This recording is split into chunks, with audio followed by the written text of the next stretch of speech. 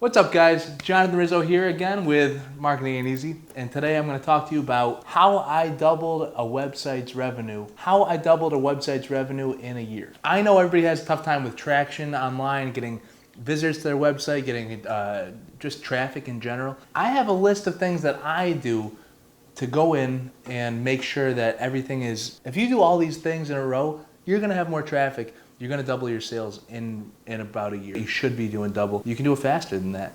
There's no reason you couldn't. If you're working hard enough at this and you have some of the resources available, there's no reason that you shouldn't be able to double your sales depending on what you're doing right now. And within a month or two, 3 months, you should be able to really ramp it up there. And I'll go through exactly what I do. I got 5 tips, all right, 5 steps of things to do to kick it up another notch. Step 1, emails. Emails are huge still. You know what I mean? Some people, they're not into emails anymore. They're sleeping on emails. Some people think that emails are a thing of the 90s or something, or that people don't check their email or something, or they're unsubscribing from every email list. People still open their emails all the time. It goes right to their pocket. Everybody gets on their phone nowadays. Use emails. Develop email lists, all right? So the website I was working with was a jewelry manufacturer's website. And when I went in to work with them, they didn't have a real a plan for their email list. So I went up to everybody's computer in the company and I said, all right, if you don't mind, I'm going to access your emails. I just want all everybody, all your contacts, every single person that you've talked to in the past, however long you've been in business, I want all their emails in one place, and I put them all in MailChimp. They're not sponsoring this video. I love MailChimp. All right, I love being able to see reports. I love the campaigns. I love how it's drag and drop. You can add products they can click through. You can see where people are clicking. I love it all. So I took all the key products and I did things like bundled them and stuff. And I took all the products, put them in emails, and I put everybody's email from the whole company, any emails, I would beg, borrow, and steal for emails. I get them anywhere I can. And I put them all in one list and I start sending out emails. Boom, boom, sending out emails regularly. All right, there is a limit. You don't want to do too many emails because then people unsubscribe, they get annoyed. You don't want to do too few because then they forget about you. You want to build, it's like the marketing snowball, you know what I mean? You can test it out to see what the limit is. If you're getting a couple unsubscribes every time you send out an email, that's not so bad. You're always gonna have maybe 1, 2, sometimes maybe more. But if you're giving good content, if you're either giving sales, if you're doing just general info about the whatever store it is, like lifestyle stuff. If it's good content, people are going to want it. They're going to want to see the sales. They're going to want to see. They don't want to miss out on anything. So you want to give them good quality. The key is to drive numbers. It's a number game. All right, it's a numbers game. Just get as many emails as you can. Put them on a list and start hucking out emails as much as you can without losing so many people. So I would say once every 3 days is good. Once every 4 or 5 days you can do. Once you get that into one or every day or every other day, it's a little much for people. You got to have changing content constantly, and they got to feel like they're missing something if they don't open them or something like that, or else they're going to unsubscribe. And we had a retail store. I put a book in the front of the store. I just said, all right, anybody who comes in, even if they don't buy, it's okay. Just make sure we get their email, and then I'll remarket to them later. Maybe they buy later. If they really can't sell to them today, which you really should try. We sell cars today. You got to sell today, all right? Whatever you're selling, cars, jewelry, whatever it is, on your website, in person, sell it now. Get them there now, get them to buy now, and then they're going to be a repeat customer later. Way better than trying to sell somebody who decided not to buy for some reason. You got to get over that hump still. Or again, if they don't buy though, say they came in the store, it was a tourist area, I said, get their emails. I don't care if they buy or not. If they do buy, got to get their email. Got to get all the contact information possible. If they didn't buy, everybody's got to sign the email list. And not everybody gave their email, you know what I mean? But you really want to try for everybody's email. I can't emphasize it enough how important emails are, all right, still in business today. You got to use emails. You got to get them. You got to send people emails. You got to push your business. That's how you're going to get traction on your website. That's how you get up in the SEO rankings. It's a way to get organic ranking, search results. I mean, you're becoming more relevant the more people you have on your website. So this is an easy way to just push them to click on your website, and then give them sales if you can. Holidays, shoot emails out. Just a weekly thing. If there's an event at your business, if you have a live business, retail operation or storefront, brick and mortar, send an email out for anything. Every stupid little thing you're doing. get an email out, and it's your way to converse with your audience and ask them questions. I always found that I got better responses when I asked a question in the subject line. Are you coming to this show that we're doing? Are you going to be doing this? Do you like this or not? And some people, they just think they're just dealing with one person. They just email back. They're like, yeah, oh yeah, I think I'm coming. I'm like, great, I'll see you there, you know? And plus, if you can go to the next level and say, oh yeah, well, you know, and set something up with them, an appointment of some kind, you're really going to drive your sales higher. It's going to increase your efficiency in your operations side of your business. That's really where the marketing and operations come together. Is when you can go from marketing, go over to the salespeople or the back end of the business people and say, hey, this person's coming. Make sure you give them the best experience possible. This person, you know, just look out for them. Just give them a little, hey, what's up? Hey, we got your email. You know, hey, we're glad you came. We know you thought about it, and I know you're busy, but thank you for coming. We appreciate it. Hey, here's a little something later. I don't know. Give them a gift sometime if you can. They're your good customers. They're maybe your ideal customers if they're really conversing, they really care about you. Let's move on. Tip 2. What I did second thing is social media. I started ramping up the social media, all right? Social media is obviously important, all right? I don't think it's going anywhere. Not right now. It may change. Sites may change, come in and out of style, but really influencing is online now, and everybody's on it. So you got to be there too. Post often, you know, every couple days, maybe, you know what I mean, and converse with people. Social media is a place to have a conversation with your customers. If they're going to complain, they're going to complain on social media, and you can be there to head it off. They're not going to call you anymore. They're not going to even write on the review sites anymore. Sometimes if they're really upset, they will. But if it's a little thing, if it's something, they're going to write to you online. They're going to ask questions. They might write to their other friends, and you can set alerts to let you know if they're posting in a public forum of some kind. You can set alerts on some of the different softwares. I'm not going to go into a bunch of them. There are a lot of them though to manage social media accounts. Find one of those and really stay on top of it. Converse with people. If they write to you, write back as fast as possible, as soon as possible, because they're not going to call you anymore. It's like they're calling you, but they wrote to you. And for them, it's easier. So be easy to work with. Make it exciting, make it fun. Do giveaways if you can. And if you're going to do a giveaway, get an email in return for for what you're giving away and for the entry. You want to get a positive ROI, return on your investment of the giveaway. So determine how much you're giving away. If it's $100, you better get in return for those $100 that you're giving out of giveaway material or whatever you're giving. You want to get at least $100 worth of customer acquisitions, which you can determine your customer acquisition cost in other ways. You should look into that too. If you're paying right now $10, $20, $30 a customer to get a customer, it may be worth it to do a giveaway, and you may get more customers, but you got to make sure that you measure everything to see that they do turn into actual customers, paying customers from a giveaway. Facebook, for example, the people that sign up for giveaways are not always the ones that are going to turn into real paying customers. You have to be sure that you're targeting with their ad tools the right sets of people and stuff. You want to do different things to really engage the people that are already your customers, to get them to engage other people. You're not technically allowed to say you have to share to enter the contest, but you can encourage people to share to enter the contest. You can say you know things that are maybe a little misleading to say, hey, to enter the contest, you need to share this, but it's not enforceable. It shouldn't be. They should want to share it. But I don't think there's anything wrong with telling people, hey, please share this to get into the contest.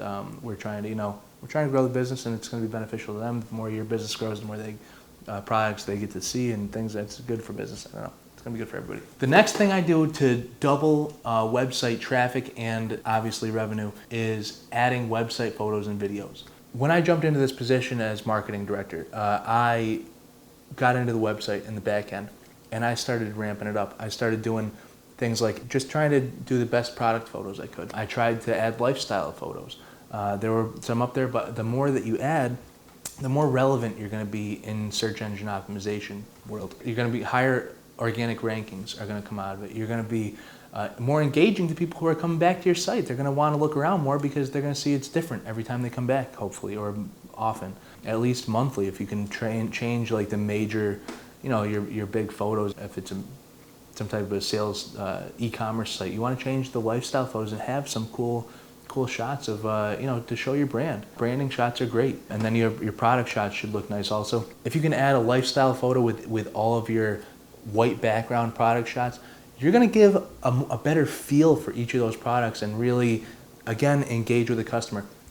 Okay, so what I used to like to do, I got to tell you, I'm going to show you some of the book. I would write so Seinfeld, remember that Elaine used to work for the J. Peterman catalog, right?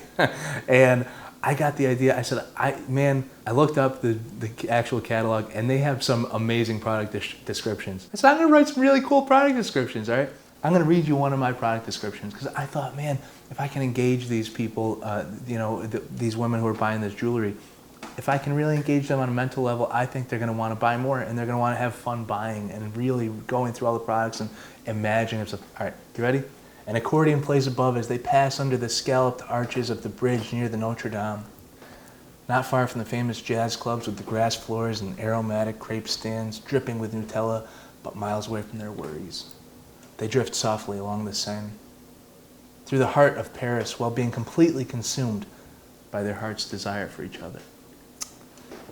The Pont Marie necklace, that was the name. I named that necklace. The Pont Marie necklace complements any neckline and any ensemble. Its natural environment is strolling down Les Champs-Élysées, but it will enjoy being exhibited at any carefree environment. And then you have to have the product descriptions, like the length, the width, what's it made out of, this is pearls and leather. But man, when I first saw this piece that they had created, I said, that reminds me of the bridge that I saw when I was going down the Seine River in France, in Paris. And I said, we got to call it the Pont Marie. It was that Pont Marie, the bridge, Marie was the name of it. And I said, man, it looks exactly like that. The pearls are the light shining underneath the bridge. It was perfect. I had fun with it. You got to have fun with it, all right? Have fun with your products, descriptions. Have fun with making your website great, all right? And really engaging your customer. If you know what they want, speak to them in the language that they like, Number 4, product descriptions and reviews. So after the product descriptions, I also really put in there, I put in a section where you could put stars for review ratings, and you could actually write a review in there. And then from there, I could publish the reviews on social media. People want to do what other people like doing. And then when the customers saw that their reviews online, they'd share it also. It was nice. It really went back around.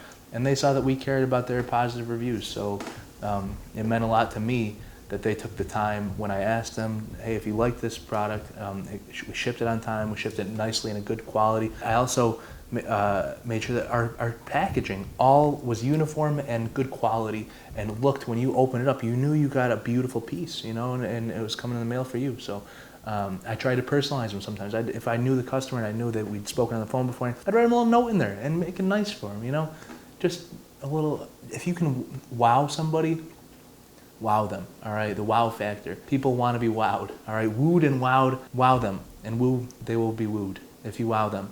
Number 5, bloggers and influencers. There is so much you can do online for free. Not only can you use Google Places and Maps, not only can you use free listings on some of the review sites and yellowpages.com and Facebook and things like that, and that's all free stuff.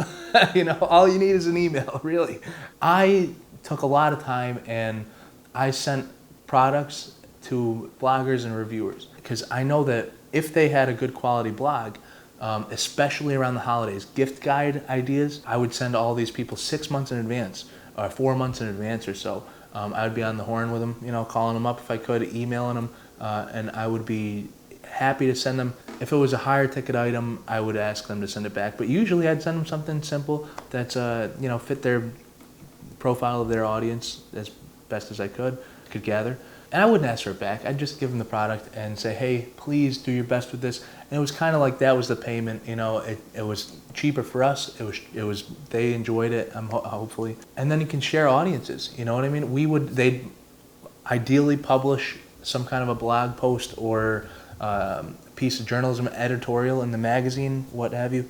And then we would share that obviously with our customer base. So hopefully our audience will go look at their stuff and see what else they have to offer. And then their audience would look at our jewelry and hopefully go and buy a piece online or share it with a friend or, buy it for a Christmas present. It was a big part of my marketing. And then eventually we hired a couple of influencers and paid them to to come to events for us, and they came and they wore jewelry like live models, but they'd be talking to everybody. They were celebrities, so people enjoyed talking to them too. I think it worked pretty well. And then beyond that, they took, we gave them some jewelry to take back to wherever they were from, New York, LA, and they would be wearing it there, and these people are already friends with the people who are in our circle. When you're gonna hire somebody who's a celebrity, again, in my book, if they're not already using your product or love your product, or if it's not a genuine endorsement, it's not a good idea. It's really expensive, don't do it. But if it's the right celebrity, if it's the right endorsement and it's genuine, there's nothing wrong with bringing them on and trying to go the extra mile to really wow people and say, hey, we're associated with high quality, high caliber individuals who you've seen in all these other magazines, I've seen on TV or movies. You've seen them before.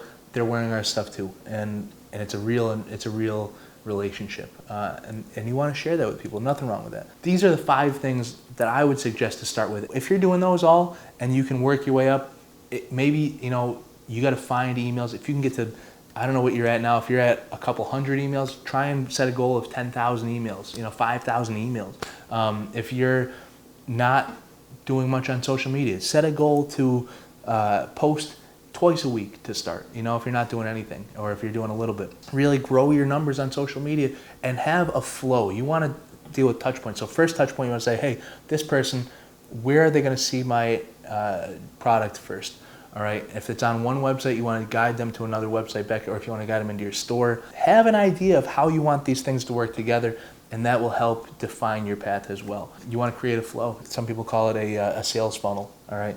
But you really want to have a path for your customer to follow. Yeah, just go get it. Go do all these different things the best you can, and you will increase your traffic. You will increase your sales. You're going to do better. And I think that, I did it. If I can do it, anybody can do it. I know that you can double your sales online with these techniques within a year. All right, and I think you can do a lot faster than that. But I just, conservative estimate, you can do it in a year. If I can do it, anybody can do it. So good luck with that. And let me know what you think in the comments. If you have other ideas of how to really boost this, traffic or, traction online, in store, retail, we didn't even get into traditional advertising at all. Because you know what? I'm not a huge fan of traditional advertising anymore. I don't think you can measure it enough. I don't think that I see the results that I want for the price. Hey, but if you think otherwise, you let me know. And if you're a salesperson for a major outlet of a traditional media source, that's fine. Let me know what I should realize about it. Oh, smash that like button, and subscribe. Smash the like button, subscribe, smash it. Smash away the like button, smash the like button, and subscribe. I'll see you in the next video.